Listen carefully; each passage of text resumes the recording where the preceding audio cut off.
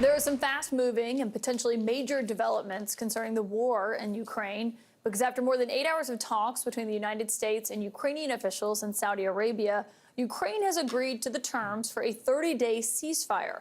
Secretary of State Marco Rubio, the National Security Advisor Mike Waltz, and Ukrainian officials you can all see at the table.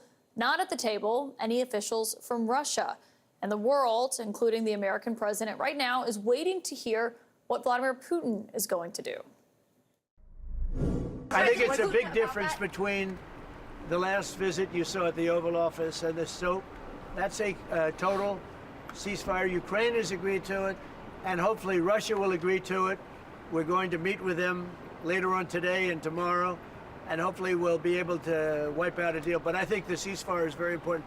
If we can get Russia to do it, that'll be great. If we can't, we just keep going on and people are going to get killed. My source tonight just got back from Ukraine. The Democratic Senator from Arizona, Mark Kelly, is here. And Senator, it's great to have you. As someone who just got back and was on the ground, what are your takeaways about a 30-day ceasefire and whether or not that is something that you think will be realistic? Well, it would be a really positive outcome from the meeting in Saudi Arabia. I will say I don't think we needed to be here with this reset. What happened last week or 2 weeks ago now in the Oval Office put us in a really bad place from a negotiating standpoint. Giving away NATO membership, giving away territory before the negotiations started is not where you want to be walking into a negotiation. And then cutting off weapons to the Ukrainians and cutting off their intelligence. We spoke a lot about that when I was there over the weekend, talking to F-16 pilots, talking to some military commanders about the impact that that had. So that all was very unproductive. Now we're back to a good place, and I hope that we can get the Russians to agree to this. We don't know if they will, but I think folks need to keep in mind that they have broken ceasefires before, and we're going to have to hold them to it. So there should be provisions in there for us to do that. Does it help strengthen Ukraine's hand, which I know you've been worried about, since they did restart the sharing intelligence and also the military weapons as well, the military aid? Does it strengthen their hand? I think it does now, but they lost something over these days. So when I was there, we talked about, I met with F-16 pilots, and they didn't have the overhead imagery that they need. They didn't have the entire picture of certain things that are very important when you're planning a strike that was taken away from them. There were, because of intelligence that they did not have, it was harder for them to react to ballistic and cruise missile attacks. So those things have an impact. We don't know for sure if additional Ukrainians died because of this, but it is possible. Yeah. The one thing with this happening and the movement here, and I know one thing you'd been concerned about is Ukraine having to give up land. Secretary Rubio said that realistically they do believe Ukraine will have to give up. It will go to pre-2014 borders when Russia went into Crimea and illegally annexed it. But on this situation overall, Trump has argued that you have to at least talk to Putin to try to get to the table here.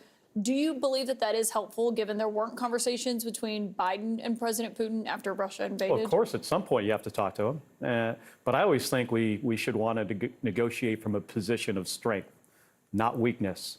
Giving stuff up early just shows that we're weak. I think the president thought he was, showing some strength when they were in the Oval Office bullying Zelensky. That was not productive. That's not who we are as a country. This stuff should not be done in front of a camera. But I think right where we are right now, I think Mike Waltz and Marco Rubio made some progress. Let's try to continue the progress. Let's not blow things up again. Let's not go back and I mean, who knows what could happen, but we don't need to stop the weapons support and the intelligence. That would be a mistake to go down that road again. I mean, you see this with tariffs, right? Yeah. Bouncing back and forth all over the place. Let's be consistent. Remarkable to hear you say, though, that you're at least hopeful about where these talks could go. We'll see, obviously, how Russia responds. When you got back from Ukraine, you posted about your trip an incredibly lengthy thread that everyone should read, I think, just of what it was like on the ground. Yeah. Elon Musk responded by calling you a traitor. He did. What? Well, that was a combat veteran. That was kind of my reaction when I was flying over Iraq, getting shot at, or flying in the space shuttle. Never once for a second did I think somewhere down the road somebody's going to call me a traitor. But Kaitlan, this isn't really about me and what I'm really not just concerned. somebody. Oh, yeah. I mean, it's a guy with a lot of power, a lot of influence over this government. I think it says a lot about him. It says much more about him than it does about me. But what really concerns me is veterans that he is firing without cause from the government. These are public servants. I had a disabled veteran in my office the other day that had recently received an excellent performance report. And 3 weeks later, Elon Musk fires him through an email because of poor performance.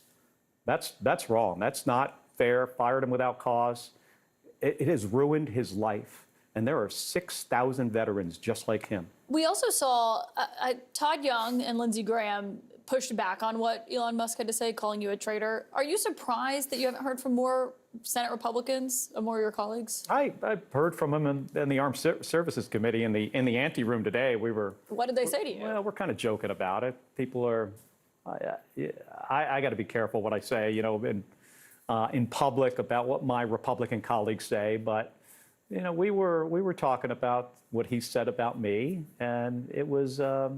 It would have been interesting for you to watch if you were in there. Why? Because they were essentially, I mean, without naming them. We get along very well. Them, but I've got very good relationships with my Republican colleagues. And I would say they don't like this kind of behavior. The Senate Republicans don't like Elon Musk calling you a traitor. There are a number of them that came up to me to talk to me about this. And yeah, of course, they're not happy with this. But they didn't say anything I mean, this publicly. guy has a very powerful job in the United States government. He's got tremendous influence. After the president, I don't think there's somebody with more influence right now over the federal government than Elon Musk. And he's wasting his time on Twitter, insulting people, insulting veterans, calling me a traitor, calling other people's names. Is this a serious person? I don't think he is. So why do you give him this influence? And by the way, I think it's really important for the American people to know that the reason he's doing all this, the reason he's firing all these people, is so he can create some room so when they give this big giant tax cuts to billionaires, it doesn't add as much money to the deficit and the debt as it would otherwise. That's why he's doing this. Speaking of what's happening on Capitol Hill, at least 8 senators, Democrats, are going to be needed to pass this funding bill that just passed the House tonight with House Republicans. Are you going to vote yes on that? I'm decided. There aren't good options here. Which way are you leaning? I'm not. So I haven't decided. Shutting down the government is bad. A CR, a year-long CR, ceding all this influence to the White House, this CR that was done just by Republicans. Usually this is done in a bipartisan way, a continuing resolution. We work together on it. This is just Republicans. This gives more power to the White House. So it'll be hard and by for the you to way, vote for it. I haven't made a decision yet. But by the way, a CR is also bad in general for the Department of Defense. But shutting down the government is bad for so many people that are going to be laid off. And then they're already shutting down parts of the government. So if it shuts down, what is Elon Musk going to allow to open back up? That's a big concern of mine. How many more veterans is Elon and this administration going to fire? So there's not a good option here. We'll see which one you decide. Senator Mark Kelly, thank you for your time and for your service. You will see. Really appreciate you.